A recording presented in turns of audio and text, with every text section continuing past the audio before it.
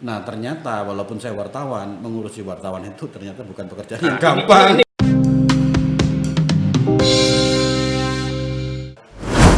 Tamu kita kali ini adalah Taufan Mahdi. Ini kebetulan sahabat saya dari Jakarta datang ke Malang. Kita undang untuk menjadi tamu podcast Radar Malang TikTok. Nah, kenapa saya undang di sini? Singkat saja saya akan sampaikan pada pemirsa Radar Malang Channel bahwa Mas Taufan Mahdi ini adalah 12 tahun berkarir di Jawa Pos, mulai dari wartawan dan puncaknya pernah menjadi wakil pemimpin redaksi di Jawa Pos. Kemudian pernah juga menjadi pemimpin redaksi atau direktur pemberitaan di SBO TV. Dan sekarang Mas Taufan ini menjadi Senior Vice President of Communication and Public Affairs dari PT Astra Agro Lestari. Ini adalah grup Astra yang bergerak di bidang sawit. Ya, dan pernah menjadi spokesperson of the years 2019 versi majalah Warta Ekonomi. Dan sekarang juga menjadi ketua GAPKI. GAPKI kalau Anda belum tahu GAPKI adalah Gabungan Pengusaha Kelapa Sawit Indonesia. Mas Taufan ini menjadi ketua GAPKI bidang komunikasi. Nah, itu saja yang bisa saya sampaikan. Jadi ada 3 yang nanti kita berusaha kita kulik dari tamu kita kali ini, sebagai wartawan, kemudian sebagai ya saya boleh katakan sebagai praktisi komunikasi ya, karena bergerak di bidang komunikasi secara praktis ya. Jadi saya sapa dulu. Gimana kabarnya? Alhamdulillah sehat. Saya panggil bro aja ya. Ya apa bro? Aku nyeloba. Oke Gum, makasih Gum. Saya pikir seperti sehari-hari aja lah ya. Iya. Langsung aja toh. Ya, jadi saya ingin tanya ini. Tapi ini belum pernah saya tanyakan ke dia ini ya. Sebagai sahabat ini belum pernah saya tanyakan. Baru kali ini saya tanyakan ya. Bagaimana rasanya dari wartawan ya, terus sekarang ini ngurusi wartawan atau berurusan dengan wartawan? Kira-kira ada ininya nggak? Ada dulu menjadi wartawan ya, kemudian cari berita, berinteraksi dengan narasumber. Sekarang Anda menjadi narasumber ya, dan berurusan dengan wartawan. Ini gimana ini? Ada bedanya nggak? Ya itu salah satu cobaan hidup yang paling berat itu. Sorry, just kidding. Gimana? Jadi memang tidak mudah mentransformasi mindset berpikir. Jadi kalau teman-teman media ada yang menyaksikan talk show kita, ini juga kita berbagi saran karena tidak gampang kita itu mentransformasi mindset kita ketika kita sudah lama menjadi seorang wartawan. Bekerja di media, terus kemudian kita harus keluar dari zona nyaman itu, kemudian kita harus memulai sesuatu yang baru apapun itu, ya kan, dan kemudian kita harus bangkit dan meninggalkan masa lalu kita. Berarti sempat canggung juga ya, dan pada saat merubah mindset itu. Kan kalau saya amati ya, Gum, jadi tren teman-teman kita yang dari wartawan terus kemana setelah tidak menjadi wartawan, kan pilihannya macam-macam. Ada yang setelah jadi wartawan kemudian menjadi akademisi, menjadi dosen. Kita tahu banyak teman-teman kita yang juga berkarir menjadi dosen dan itu sukses. Saya pikir itu juga pilihan yang sangat baik dan mungkin lebih ringan. Kemudian juga ada teman-teman kita yang setelah tidak menjadi wartawan kemudian menjadi politisi.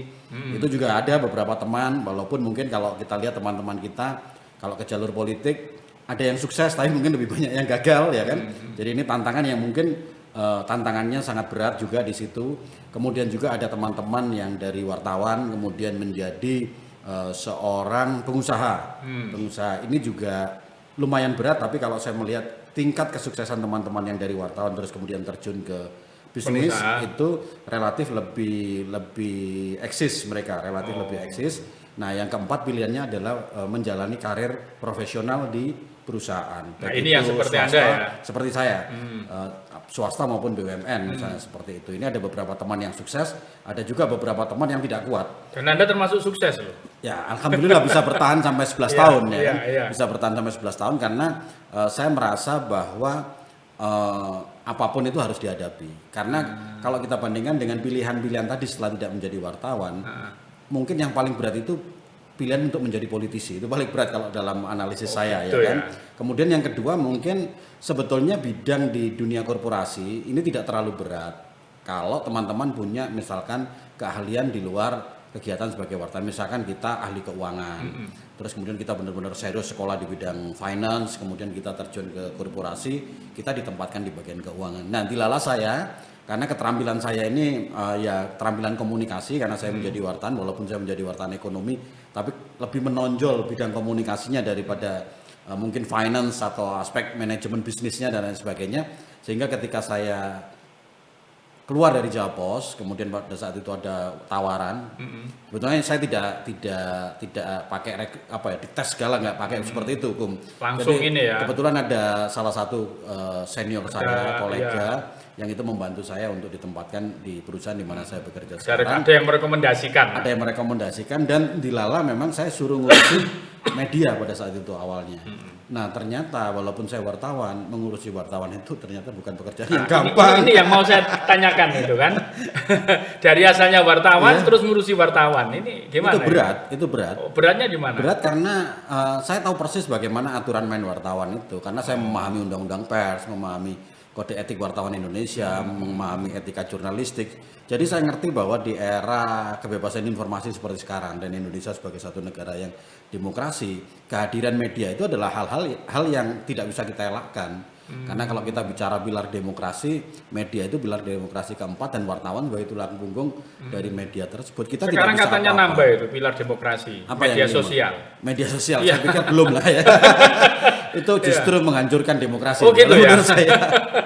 Jadi wartawan itu kemudian saya harus handling teman-teman yang itu teman-teman ini bisa menulis apapun tentang kita. Walaupun saya sahabatnya, walaupun saya sama Kurniawan misalkan, saya ini bersahabat sejak lama, tapi posisi Anda sebagai wartawan memungkinkan Kurniawan juga menulis apapun tentang saya, silakan aja. Nggak apa-apa, misalnya tentang bisnis saya, tentang perusahaan di mana saya bekerja, tentang industri di mana itu apapun, dan saya tidak dalam posisi bisa melarang mereka untuk menulis apapun. Itu yang berat. Ya. Dan padahal Anda sebagai bekerja di sebuah perusahaan yang sebetulnya dituntut supaya media itu kan menulis yang baik tentang perusahaan itu kan. Ya, sebetulnya kalau sementara media boleh menulis apapun. Saya bersyukur karena media di perusahaan di tempat saya bekerja sekarang sebetulnya public image-nya itu sudah sangat baik. Artinya tidak ada tantangan di situ. Tetapi kan kalau tadi Kurniawan memperkenalkan saya bahwa saya juga bekerja di asosiasi perusahaan sawit itu, GAPKI. Jadi justru tantangannya itu lebih berat adalah ketika saya menghandle industrinya. Karena industri sawit ini image-nya ini sangat buruk. Oke, nanti kita ngomong soal sawit nanti. Ya, jadi seperti itu, Gom. Jadi memang tantangannya adalah tidak gampang kita itu mentransformasi diri saya dari seorang wartawan yang kita itu punya privilege. Jadi teman-teman kalau bekerja sebagai media, salah satu yang membuat kita nyaman dan kerasan itu kan privilege. Kita diundang orang, kita dicari orang. Dengan semua orang setara. Dan lain sebagainya. Tetapi bahwa pada akhirnya saya sendiri setelah 12 tahun bekerja di media dan sekarang 11 tahun bekerja di korporasi, ya memang mungkin kenyataan hidup itu ya seperti yang sekarang lah. Artinya mau sampai kapan kita mendapatkan privilege seperti itu. Jadi kita jangan sampai teman-teman wartawan, anak-anak muda ini terus kemudian terlena seakan-akan ya memang nanti selamanya akan seperti itu, karena Anda bekerja di media itu juga tidak selamanya. Wah, ini nyindir saya ini. Enggak. Kalau kecuali kalau udah jadi pemret atau direktur nggak apa-apa. Tapi kalau artinya kita harus punya target bahwa kita harus, artinya kesempatan ketika kita menjadi seorang wartawan itu harus benar-benar kita manfaatkan dalam arti yang positif. Dalam arti yang positif seperti apa? Dalam arti yang positif seperti kita misalkan menjaga hubungan baik kita dengan narasumber, belajar tentang hal-hal baru. Kalau saya ngobrol dengan guru kita ya kemarin ketika diskusi di salah satu program saya, beliau juga memberikan saran dan masukan bahwa ya kita harus belajar tentang sesuatu di luar konteks Di media luar itu. konteks yang sehari-hari kita geluti. Membuat berita, menulis dan lain sebagainya. Nah, pesan ke teman-teman juga tulisan yang baik itu bagus, bisa menulis yang baik bagus. Terus kemudian kita punya banyak referensi bagus, kenal banyak orang juga bagus. Tetapi juga kalau ini saran ya buat teman-teman siapapun, bukan hanya media, adik-adik mahasiswa yang mendengarkan ini semua, bahwa kalau kita mau sukses ternyata kuncinya satu, Mas Kum. Salah satu kuncinya satu, kita harus menguasai hal-hal yang teknis. Ini adalah perubahan mindset yang menurut saya harus dilakukan sesegera mungkin. Jadi teman-teman kalau belum menyadari itu segera memutar. Teknis itu misalnya apa? Jadi kita harus menguasai sesuatu dengan detail. Kalau waktu kita menjadi seorang wartawan, kita adalah generalis. Karena dituntut untuk kita tahu banyak hal. hal. Kita misalkan satu isu, kita tahu misalkan tentang resesi ekonomi atau tentang apapun lah misalnya. Ya kan kita kan tahu permukaan, kemudian kita tulis. Karena apa? Konteks kita memahami itu adalah konteks agar kita bisa membuat tulisan dengan sangat baik. Tetapi kalau kita ingin menjadi orang yang sukses, kita harus memahami itu secara detail. Bahwa resesi itu misalnya kita ngomong resesi ekonomi ini, ya harus dipahami resesi ekonomi itu apa dan lain sebagainya, konteksnya seperti apa. Karena nanti kalau kita punya bisnis, punya perusahaan, kemudian atau kita mimpin perusahaannya orang, misalkan ya kita diamanai menjadi seorang eksekutif di salah satu perusahaan, kita nggak bisa generalis. Jadi misalkan Anda bekerja di perusahaan apapun, kemudian Anda bidangnya apapun lah, misalkan bidangnya, kalau saya bidangnya misalnya komunikasi, saya juga harus memahami secara detail. Apapun yang diposting oleh karyawan di Astra Agro ya, yang 44.000 jumlahnya, postingan di sosial media itu di dalam kontrol saya. Harus ngawasi 44.000. Ya tidak semua, kalau itu 44.000, 10% lah, anggaplah 4.000-an orang lah punya konten sosial media itu, Facebook, Twitter, itu dibawa, bukan saya, tim saya, dibawa tim saya, Mas Gum. Jadi sama kalau kita di bidang keuangan atau di bidang business development, ya kita harus menguasai A sampai Z bagaimana ngurus, misalkan kita ingin membuka salah satu unit usaha baru, mendirikan pabrik dan lain sebagainya, ya kita harus menguasai detail A sampai Z dan harus sangat detail. Penguasaan teknis itulah yang kemudian ternyata membuat kita sukses. Dan mohon maaf, Bum, saya harus jujur mengakui saya terlambat menyadari itu. Saya terlambat menyadari. Terlambat itu. Maksudnya setelah sekarang sudah tidak di dunia wartawan. Bahkan kalau boleh saya katakan terlambat, mungkin saya menyadari itu baru 3-4 tahun yang lalu. Setelah saya beberapa tahun di bahwa sesuatu harus dipelajari dengan detail. Itu baru disadari 3. Nah, itu setelah saya ngobrol dengan teman-teman saya yang menjadi CEO. Saya pikir ketika saya misalkan nih dengan CEO saya sekarang di Astra Agro atau si teman-teman saya yang juga jadi pengurus di asosiasi yang itu juga jabatannya CEO. Nah, ketika saya ngobrol dengan mereka, saya tanya tentang hal yang sifatnya sangat teknis, mereka bisa jawab. Misalkan ngomong ini kita di Kurniawan kan lulusan peternakan ya, perikanan. Nah, jadi misalnya kita ngomong hal yang teknis tentang kalau di perkebunan misalkan itu tentang rendemen kayak gitu, dia bisa menjelaskan rendemen itu bagaimana cara menghasilkan rendemen itu yang dimaksud detail sampai seperti itu. Karena tanpa pemahaman yang detail begitu, kita akan meleset, akan miss, termasuk di semua urusan di dalam hidup kita. Ternyata untuk bisa menjadi sukses kita harus memahami secara detail. Dan saya terlambat menyadari itu dan sekarang saya dalam proses mengubah itu. Nah, sekarang yang teknis dan yang detail yang Anda kuasai ini apa misalnya? Ya sekarang saya misalkan masih belajar tentang, tentu dunia saya tidak jauh-jauh dari dunia komunikasi. Dari dunia komunikasi ya saya belajar memahami itu semua. Detail bagaimana misalkan mengurus kalau ini nanti ke depan misalkan saya sudah pensiun, apakah saya tetap akan mengembangkan bisnis di dunia komunikasi atau di punya media kebun online. Kalau kebun mungkin enggak lah karena sudah cukup berat dan mungkin saya ke bidang yang lain atau misalkan di dunia konsultan komunikasi atau malah di politik misalnya.